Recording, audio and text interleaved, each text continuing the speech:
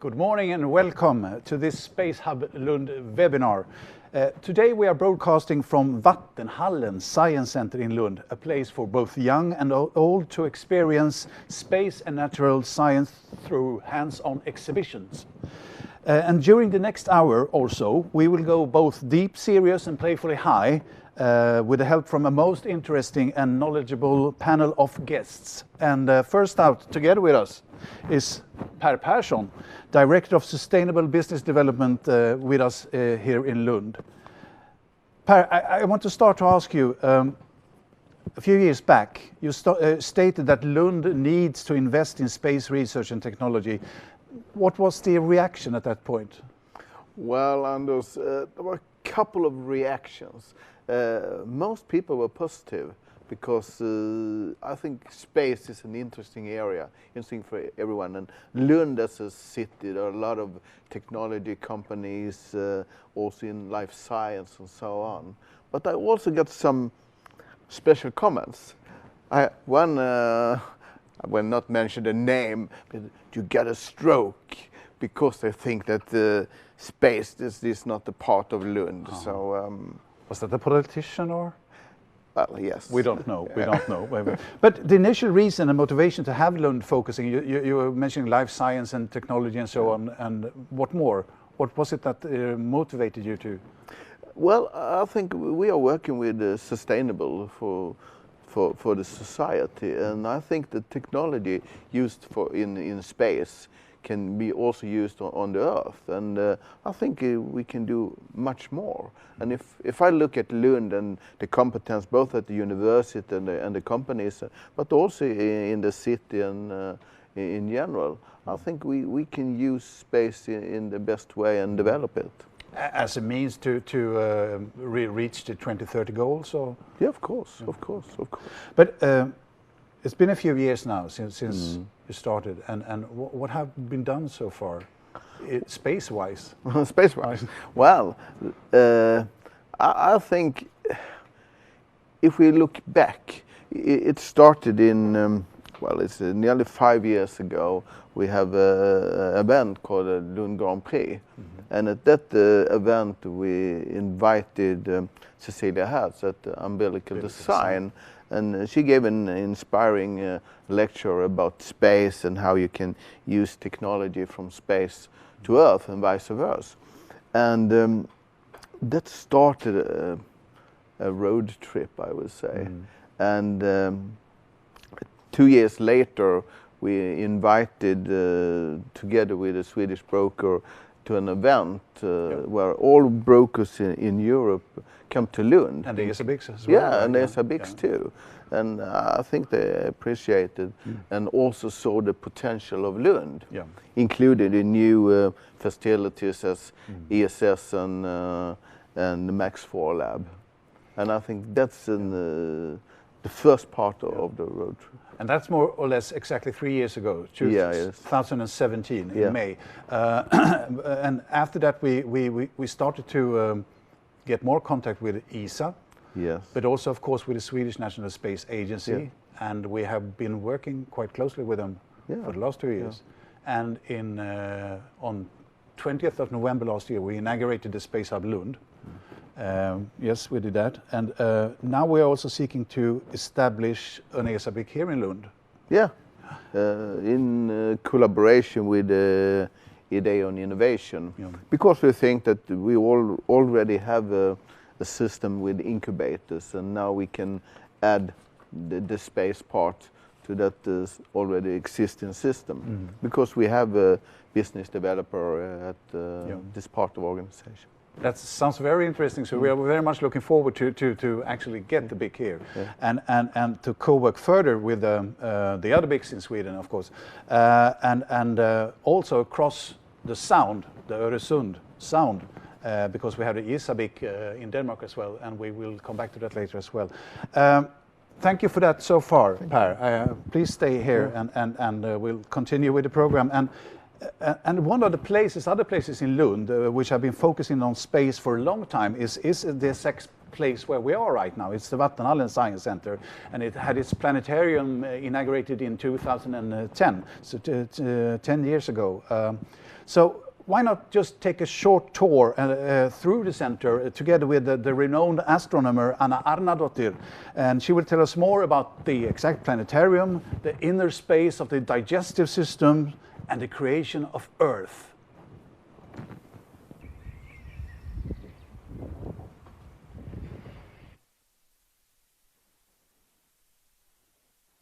Hey Anna, so here we are now standing in the planetarium, the heart of the Science Center, Vattenhallen here in Lund. Could you please tell us something about the planetarium? Yeah, so this is an immersive environment where we can show everything in the entire universe. And we often do so in a virtual matter. This is a virtually created universe. And right now we're looking at a simulation of how the universe has evolved from the beginning of time and until now. Okay, so it's a simulation. We can't really see everything via telescope, or of course we can't go backwards in history, but... So the telescope is a wonderful tool, but often it requires long exposure time, so we're not going to be directly hooked up to the telescope anyway. But there are many things we cannot see through the telescope, and then we use supercomputers to understand, for example, where is the dark matter in the universe and how is it distributed and how do galaxies collide. Fine, of course. Excellent. It's a lot of things happening. It's a lovely morning, and it's the beginning of the summer. That could it be better? Yeah. Okay, Anna, so here we are standing now in the digestive system. Tell us more about that. Well, this is where we absorb nutrients. This is something we need to understand, and it does have a connection with space, because we need to understand the human body and all of its functions and how long-term stay in space does affect us. Oh, yeah. And we know that it affects eyesight, we know that it affects balance, the cardiovascular system, bone density gets reduced, but we should also study how, for example, the bacterial culture in our digestive system gets affected. And this is something they did a few years ago with the American astronaut Scott Kelly, because he happened to have a twin brother that stayed back on Earth, and then they could follow how the changes in his body compared to his twin brother. Exactly. Would you like to try to absorb some nutrients? Yes, please. Okay, so here we have for you. All you have to do is put them in the right hole, and let's see if this works. Oh, sorry. Something happened here. Yeah, something's happening. It's all getting light up. But is it the right thing happening? Correctly. Oh, we are. Would you like some more? So this is lots of fun. It's not going to overdose or something? No, I don't think so. No. Nutrients are good for the body. Oh, excellent. Okay. So this is the Earth's history in 12 hours. So we've condensed everything into a manageable time period because millions and billions of years is... the brain turns off. Thank you. So we start here at midnight. The moon forms shortly after. We know that in this the early solar system, there is a lot of meteorite strikes. Everything is happening to all the planets, including the Earth.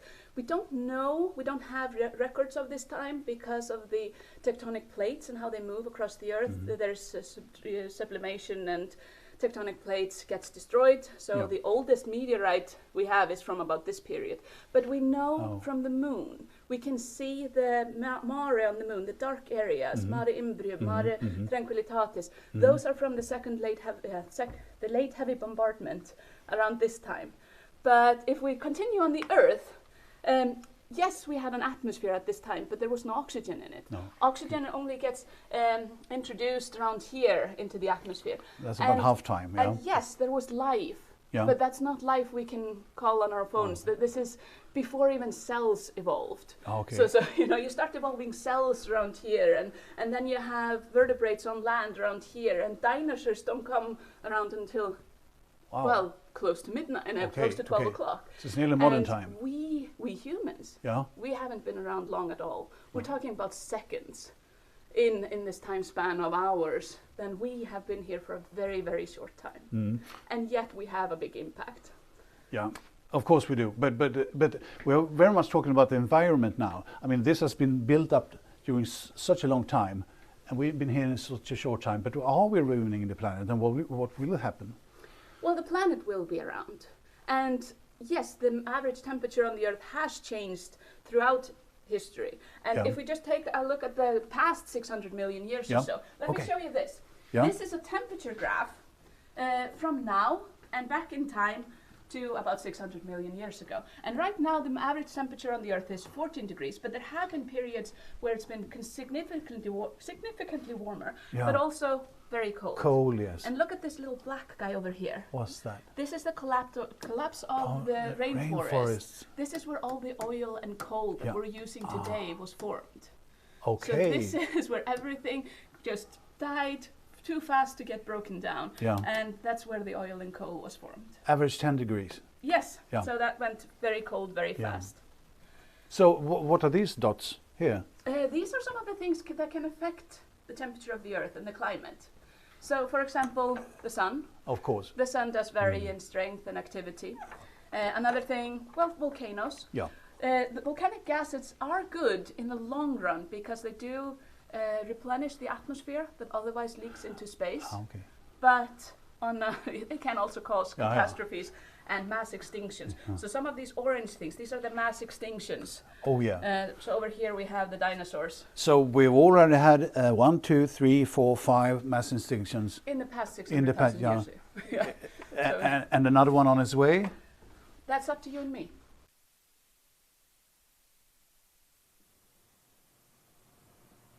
Okay, welcome back to the sofa, and thank you, Anna Arnisdottir. Now we are joined by a representative from Lund, one of Lund's most well-known and successful company. It's Veronica Sellberg, Business Development Manager, Smart City Solutions for Axis Communications. Welcome, Veronica. Thank you. Have you visited Vattenhallen previous?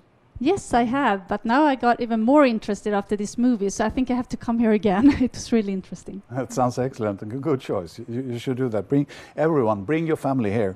And also with us online now we have Director General Anna Ratzman, Swedish National Space Agency. Welcome, Anna. How are you doing this morning? I'm fine, thank you. It's a lovely morning. It's and it's beginning of the summer, so that's really nice. Anna, could you please tell us a bit about the Swedish National Space Agency and, of course, about yourself? Yes, my name is Anna, and I've been working in the space business since during a long time. And I actually started when it was Sweden was decided to build scientific satellites, so that was a really good start. And I'm an engineer from the beginning. And I'm the Director General of the Swedish National Space Agency. We are a small agency. We have a budget of 110 million euro approximately, and we approximately 75% go to ESA, European Space Agency, and 25% is used for national and international activities. But why space? What was it that enticed you to look into space?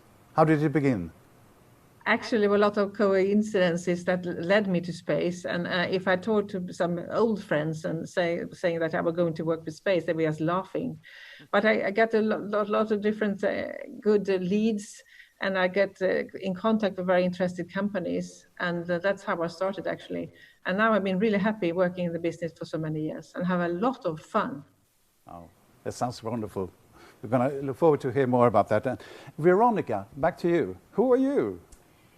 Well, I have a background in IT and product development, and now in business development. And I'm actually, in my current role, I'm working at Axis Communications, and together with a team, we're looking into smart city and looking how to make the city smarter. And of course, this is an interesting connection into space. Okay, and in what way does Axis seek to find, what should I say, values in cooperating with the space industry around research and technology? Well, we look into different areas. Our core competence is image processing. That's where we are, I would say, almost the world leader. We are really into that in our research, and from that perspective, space can use our technology. For example, you have SpaceX going up last Saturday, which was fascinating to follow, and they use our cameras in their development to actually see, because our cameras can handle the vibrations. It's high qualitative images. So when they do the testing of the engines, they use our cameras. So that's an and from the other way, by being in there, we could also then learn from that into our product development for image processing. So it's a one-way or two-way combination. And the other thing is that we are now looking into even more is sensor technology. And when you do the development of new sensors, you want to do that for extreme environments in space industry. So we want to collaborate there, because in space industry they have this knowledge, and we can bring that into us and make those sensors we make for cities better, because we have extreme environments also here on Earth. So that I would say is two.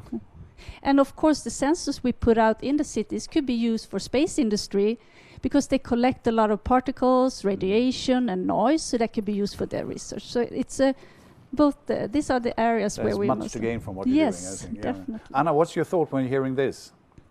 I think it sounds very good. You know, that's a challenge that we have working with this space in the space arena, because space is connecting to so many areas, and it's a very good tool to really understand what's happened on Earth and in Earth observation and things like that. So I think there are connections to a lot of different areas that people maybe don't see today.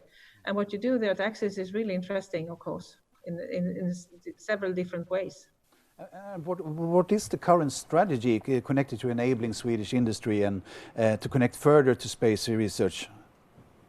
As I said, we are the space agency in Sweden, and we are our aim is to, and goal is to support Swedish space industry and also the researchers. And so therefore we try as much as we can with the budget we have to really collaborate with different agencies and companies. And we are really happy to see when, for example, Axis are using both space and other areas. So we have this connection between space and other interesting entities. Thinking of establishing a space node also in the south of Sweden, how could that contribute to the space the strategy and the further development of Swedish space research and industry? I think that's very, very good, because we have the 3 other nodes, but they are not covering the south of Sweden. So therefore, I think it's really, I really like what you're doing in Lund. I think that's really good. And you know, we always have to be on the way to really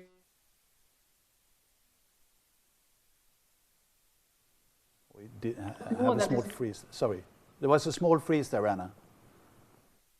Okay, sorry. I just said it was really important to have this this ISABIC is really because you could really start new companies, but that's not the only thing that is needed. It's needing a lot of collaboration and also other money. Excellent. So we're looking forward to this. Veronica, do you feel that there is room for a developed space collaboration regionally coordinated from Lund? Of course. Yeah. We can see actually 2 things. I would say we have one concrete thing is that we would like to have like a controlled climate chamber down here. Because the reason for that is today a lot of researchers from southern Sweden and Denmark, they take their equipment and go, for example, to the Netherlands, and that is not so sustainable, and it's not it's very time consuming. So if we could look into that and, like we said, have some kind of investment in that here in the southern part, it would be great. Another thing is also at the same time, if you create that hub or that environment, you get researchers gathering, and you can exchange knowledge around this area. So it will be a broad thing for us. So definitely interesting. Yeah. You mentioned the climate change, but you did not mention the size of it. No. Is it a small one? It could be quite small one. It sounds like it's a huge area, but it's normally quite like a small box. It doesn't have to be broader. It's just that we would like to. You need it to test the equipment, like cameras, sensors, to put them into coldness or the warm, really extreme situations. So it might be a feasible thing to do. Yes. What's your thoughts on that, Per? Yeah, next up, a climate chamber. Why not? You thought about the right size of it. So. But I think a lot of companies can use it and do it together, like we do now with a nano lab here in Lund. So I think just collaboration between both the industry and the university and other institutions, I think that's very good. So now, together with Anna and your colleagues, we hopefully can set up a more intense and active collaboration. But Anna and Veronica, thank you very much for your perspectives on this. This is just a start, I'd say. I'd really like to talk more in depth about this, but this was a very good introduction too. But when talking of regional space collaboration, here in Lund, the outstanding, I should say, research facilities of MAX 4 and ESS will be of great value. And of course, MAX 4 and ESS has its own small exhibition at Vattenhallen as well. So let's see what Anna can tell us about that.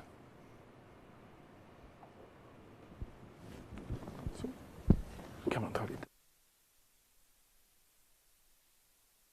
Oh, hey, Anna. So now we are standing in front of two trademarks. I do recognize them, but why are they here? Well, here at Vattenhallen, we try to take the complex physics that is going on at ESX and MAX 4 and explain it to our audience of every age. And we do this with a set of activities, and let me show you one of them. Okay, yeah. So this is the proton accelerator. The real one?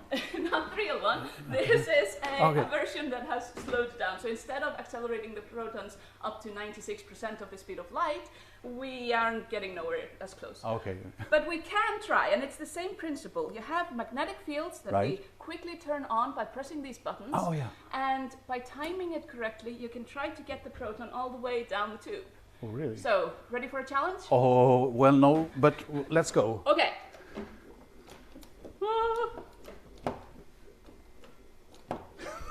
I'm stuck here. Yes. I think it's rigged on this side.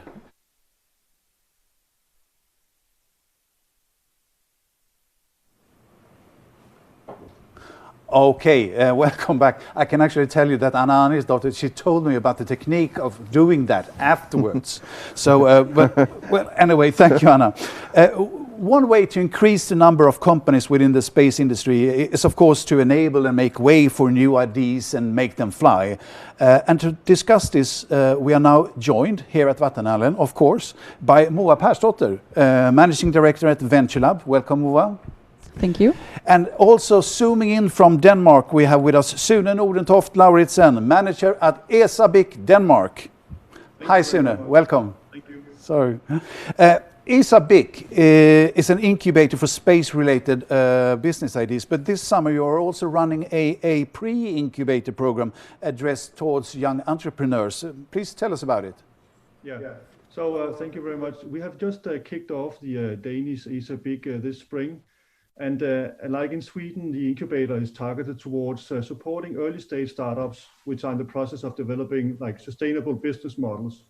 And we have actually had great collaboration with our Swedish friends in the process of setting up our ESABIC in Denmark. So thank you for that also. Looking forward to the node in Lund as well. So the goal here is to develop 40 startups over the next 5 years. And we know that in the game of entrepreneurship, we have to recognize that this is really also a numbers game, because if you look at the statistics, it turns out that out of 100 tech startups that receive seed funding, only one of those goes on to become a unicorn. So this means that as an incubator, if you want to have high impact on the ecosystem, we need to help generate also a large number of candidate startups on the input side for the incubator. And we need to facilitate this creation of raw materials for startups. And these are constellations of ideas, people, and technologies. And then help them reach this level of maturity, which is required for entering into an incubation program, such as the big program. So our goal is, over the next 5 years, to engage more than 1,000 potential space entrepreneurs in these processes in the ecosystem, to build volume in the pipeline for selecting these 40 high potential startups. And that is why, to support this process, we have developed this so-called pre-incubation program, which is called Launchpad, which will take place at the Technical University of Denmark in August. And the 12-day program is designed to accelerate the maturation of these promising constellations of ideas, technologies, and people into something that looks like a startup. And during the program, we put special emphasis on facilitating what we call moonshot startups. So these startups which build on different kinds of radical innovation in business models, technology, or ideas. And we believe that we have to invest in developing original ideas in order to help develop the future generations of blockbuster startups. So we have devoted the first 3 days of the program to creativity and radical innovation to promote this high quality idea development. So we built on the thought that we want to leverage the ecosystems as much as possible in the process of developing the space entrepreneurship and the space business. So we also very much want to reach out to those around in the ecosystem around Lund with entrepreneurial ambitions related to space. So we have issued an open invitation to students and other people interested with entrepreneurial ambitions related to space to take part in our Launchpad program in August. And we really hope that this can result in new space startups which can become part of the hopefully coming ISA Big Sweden node in Lund.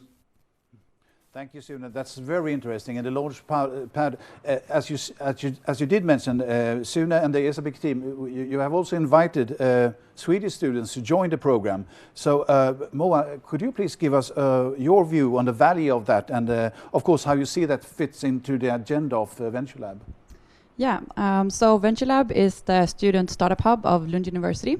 So we're part of the university's central innovation office, LU Innovation, where we help both researchers and students that want to start their entrepreneurial journey. And we also have a startup program, but it doesn't run over the summer. So this is a great opportunity for students and researchers to start and ignite their entrepreneurial journey under the summer. And even if they have a interest in space, since we don't have this in Lund yet. Yeah. So one of the most important things when becoming an entrepreneur and starting to build on your innovation is an international network, and also to work cross-border over different sectors. So we see that this absolutely fit into our aims and our agenda, and it's a great opportunity, and we're very happy that ISA Big is inviting Lund and our students and researchers. Sounds like a perfect match. Moa and Sune as well. This is a small step, I feel, towards a space-related collaboration in the Öresund region. What would the value of that be, Sune? Us cooperating? Well, I think basically this is about building a critical mass in the ecosystems because I mean individually we are great, but in terms of startups, in terms of entrepreneurship, we can benefit from integrating ecosystems across borders because critical mass matters. There's no doubt about that. So I believe that this can be the first step in a larger collaboration, strategic collaboration towards integrating the space ecosystem across the Sound. So I think this holds great potential, and the as the first step in that direction.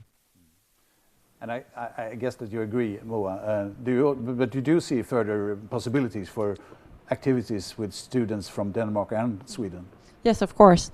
And Lund University already have a collaboration with DTU in Copenhagen through an NEH project, Nordic Entrepreneurship Hubs, funded by the EU and an Interreg project. So this is just one of many collaborations that we can build on to strengthen the community over the Öresund area, I think. Excellent. So just let's continue, collaborate, and move on together. Excellent. Thank you, Moa, and thank you, Sune, for that. Thank you. And attracting students is obviously key, and we have to stimulate young entrepreneurs with inspiring and challenging activities, but we also need to guide the even smallest ones into the beauty of natural science. And that is part of what Vattenhallen actually is doing. So let us take a short peek at the current exhibition, Minimind, challenging the senses of kids in a most playful way.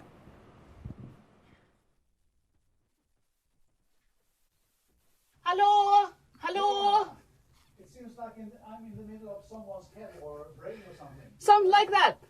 Let me come down to you. Yes, please. En liten kommentar från min sida. Wow, Anna, that was a ride. Yes. And sorry, what is this? I just found it. What you said was really good, Sune, and I feel really almost encouraged what done you're with doing. it. Oh, excellent. I just Yes, would like to it's say going to that be there on the it's, wall. and I would like to say it in public that arrived at it's very important to be paid. To inspire the very youngest. So this is a room that we've designed for under 5-year-olds. Oh yeah. And the very youngest, I mean the first thing they discover about the universe is their own bodies. Yeah. And then it's all about the five I said senses. it takes You have time touch, because you for have the taste, for, you to have start a smell, company. I've you have been sight, working with some hearing. startups, And and you have to be signals from all really these travel via neurons up to the brain, where I was earlier, and I could see you. Yeah. Really Oh, high. you were picking on me. Well, But you said up to 5. yeah, well. But you seem to it's enjoy it. Well, I'm barely above 5.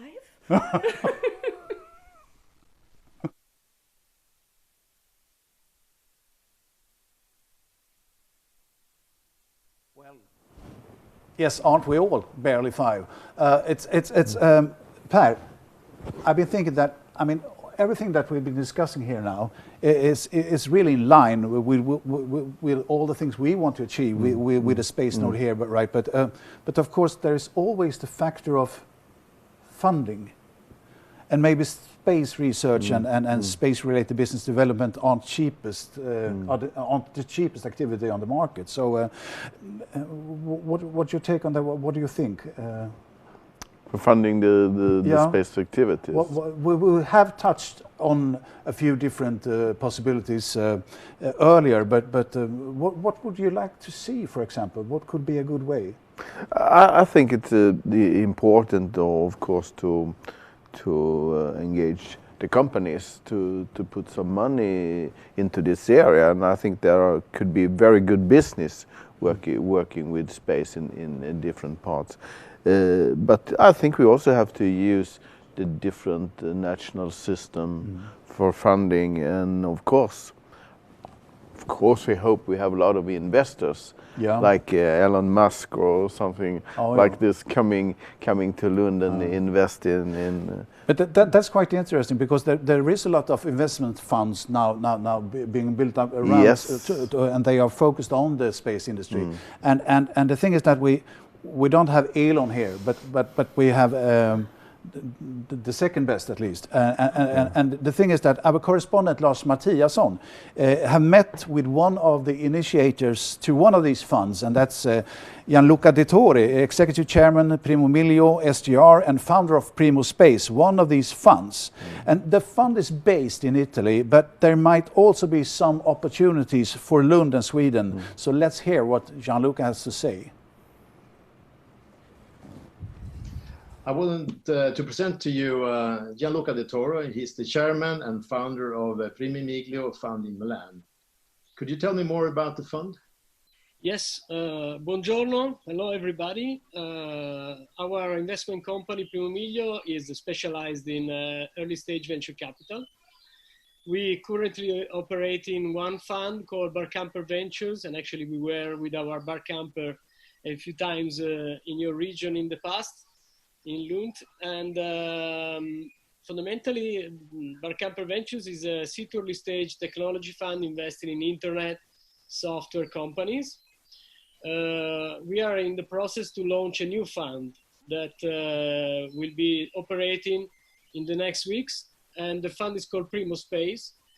This is an 80 million euro fund that will invest in space startups. So we will be investing across Europe and the United States and Israel in the new space economy. So in all of those startups that either build the new technology infrastructure for space, or that using space data can build applications on Earth that are valuable for our economy or for our society.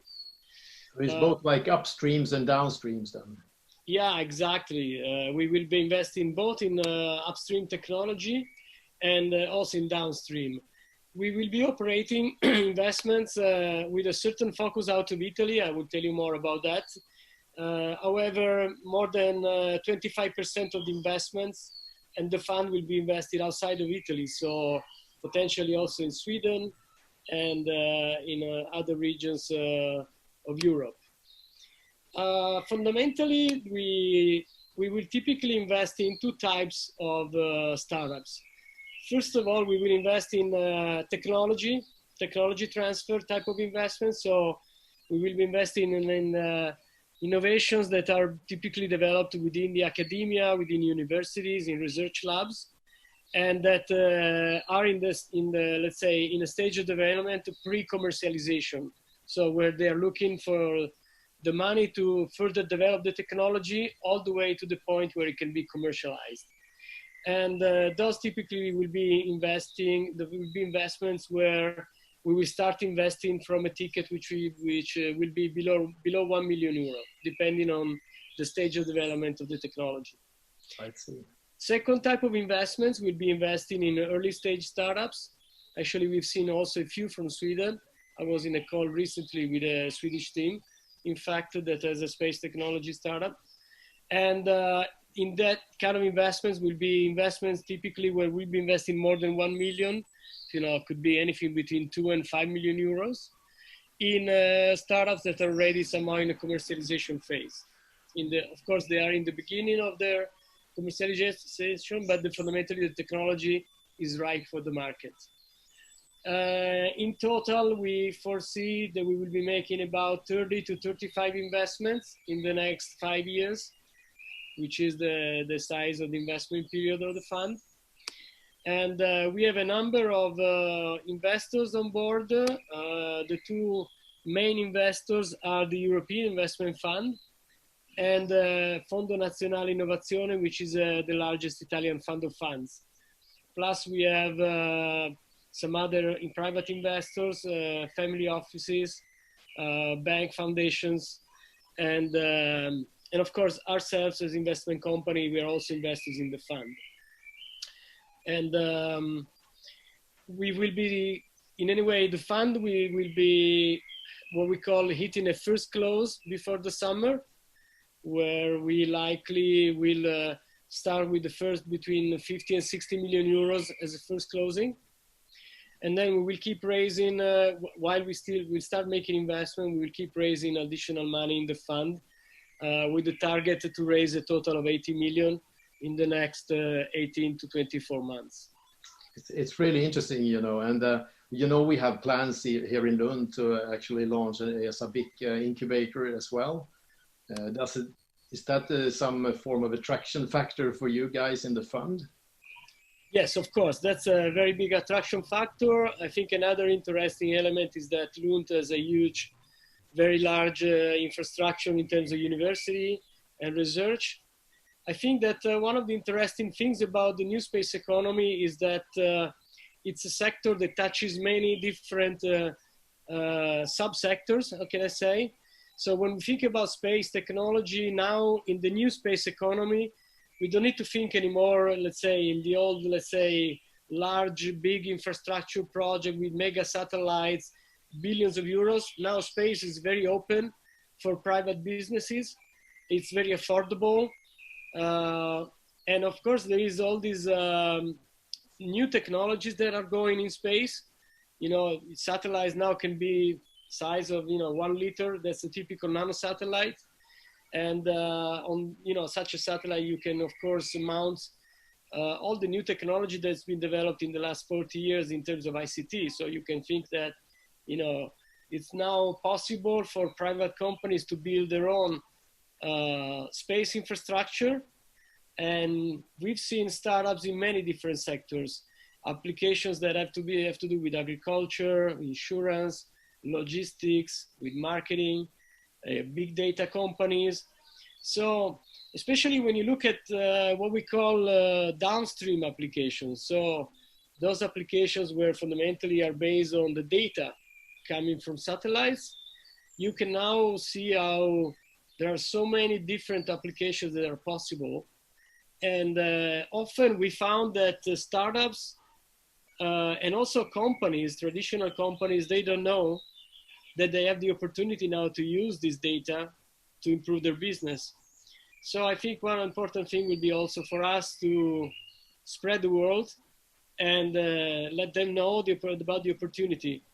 And yes, we would like to be in Lund. We would like to be in the Skåne region where we've been in the past, and we have a lot of friends like you, Lars, and all the team that we've been working on in the past with the Barcamper scouting tours. We know that there is a lot of incubators, there is entrepreneurship, and I think there is also this big university. You have a big asset there. And of course, your space accelerator project, that would be perfect for us, because we are the typical investor that can invest after an acceleration batch to accelerate, the next phase of this company. So let's keep our fingers crossed for that, that you come over to Lund as soon as possible. Definitely. We always would like to be back in Lund. It's a place that we love, and we have found a great, how can I say, environment if you want to invest and for startups. So I wish you all the best with the accelerator. I hope this project will start very soon. Thank you. Thank you very much. Goodbye. Thank you very much. Bye-bye. See you soon. Gianluca De Torre, grazie a lei. This was very interesting to hear, and also very much about the, you were talking about the broad perspective of the space economy, and we were touching on that before as well. I mean, one must remember it touches on humaniora and creative businesses as well. It's not just hard technology. So thank you, Gianluca, again, and very much look forward to see you here in Lund and talk more about these local possibilities here. Anna Ratzman, how did you find what Gianluca just presented to us? I think it is to have this kind of investment that is possible to use, maybe even in Sweden, is really, really positive. And I know that there are other countries also in Europe, Luxembourg, for example, doing this, and Switzerland. And I think it's some parts for satellites or launchers, so that part for within the space arena, it takes time. So then you need more money than we can provide. So and you have to be patient. It takes time. So I think this is really good, and if we can do something similar in Sweden, I'm of course very positive to that. Okay. And Veronica, you're representing the business, local business here. Well, is this something that could be of interesting for Axis or other companies, you think? I know Italy is something for you. You're already being active there, but... Yes, we are active. Well, we look for all kind of cooperations and collaborations all over the world. We are a global company, even if we're based here in Lund and we have all our R&D here in Lund. But we are, of course, open for collaborations and how we can make interesting technology coming out. So, yes, definitely. Thank you. So we are actually approaching a roundup. Our program is actually running to an end. But Moa, today's webinar, what's your biggest takeaway or whatever, and what would you see as a next step regarding the activities around students and space? Yeah, I think this is a very interesting area, of course. It's new, but it's very important. As Per said, this is the future, of course. And for students that are studying 100% and being entrepreneurs 100%, it is very important to have a supporting system, an ecosystem helping them out and reaching out for collaboration. So to have this with SABIC in Denmark is a great opportunity, and yeah, I'm just looking forward to see what comes next, because space is really happening. Yeah, it's really happening. And Sune, what do you think? Is this a good start for our Öresunds regional collaboration? It's a great start, and we are already... Sorry, small freeze. Among other things, we are planning a series of ESABIC masterclasses with ESABIC Sweden. And we will also do online pitches of our startups to engage each other's ecosystems and collaborate on partnering and matchmaking. So this is just the first step to a beautiful friendship. And back to Veronica, you have sort of already answered this question, but what would you like to see, except for a climate chamber, as a next step? No, but I think a takeaway actually it's to how do we capture young students into this area, and I think by showing images like or videos on the Earth from technology that has been made by engineers here in Lund, that is inspiring, I think. So if we can bring things to be more concrete here into this area, I think that inspires young people, because they can see if that girl or boy can do that, I can do it too. I think that's in one way. And that's a takeaway from this. That's a good takeaway. Anna Rathman, again, big thank you again for joining us today. And you are, how should I say, in charge of handling the space authority here in Sweden. Are we moving in the right direction with this space node ambition here now, and how we tend to or try to work together? For sure, you are doing a very good thing, and I'm really also impressed of that you are so dedicated to work with space, and I think that's really, really good. And I also see this collaboration with ESA-BIC in Denmark and the other ESA-BIC in Sweden. That's also very good. So I think, and I think it's also very good that you have a clear goal what you would like to achieve, because then it's much more easy to really do it. So. We will try to support you as much as we can, and I think we're looking forward to the future collaboration. Well, we too, and we are very happy for the support so far, because that's one of the reasons why we are here. And just again, you said there might be some of your old comrades that would have laughed at that time if you said, when you were younger, that you would work with space, and it was about the same reaction Per did get when he said we should start to invest in space. So there were actually some people thinking he did have a stroke, or at least they laughed at him. But Per, again, I mean, you're sort of responsible for us sitting here today. Yeah, it's all because it's my of fault. You. Yeah, it's your fault. But what do you want to see that we achieve during the last month of this year, 2020? I think it's important to continue with the work we are doing to, of course, establish the big collaboration and all that, but also go on with the contacts with the companies and see what can we do together, because this is a journey for a long time. We're not talking about 2020. I think we're talking about 2030. I have learned something from space people. The time factor is not the same time factor that I have worked with before, because in space people talk about 10 years or 15 years, a long time project, and when I talk about days and months and maybe a year. So for me it's to correct my time plan to working with space people. But I think for technology, we're working for the same goal, and can we use it both in space and on Earth? I think this is the best thing. And I think what we not have talked so much about this ESS and Max 4, and I think there are potential for the world, not just for Lund, to find new materials, better materials for both for the society and for the companies and everything.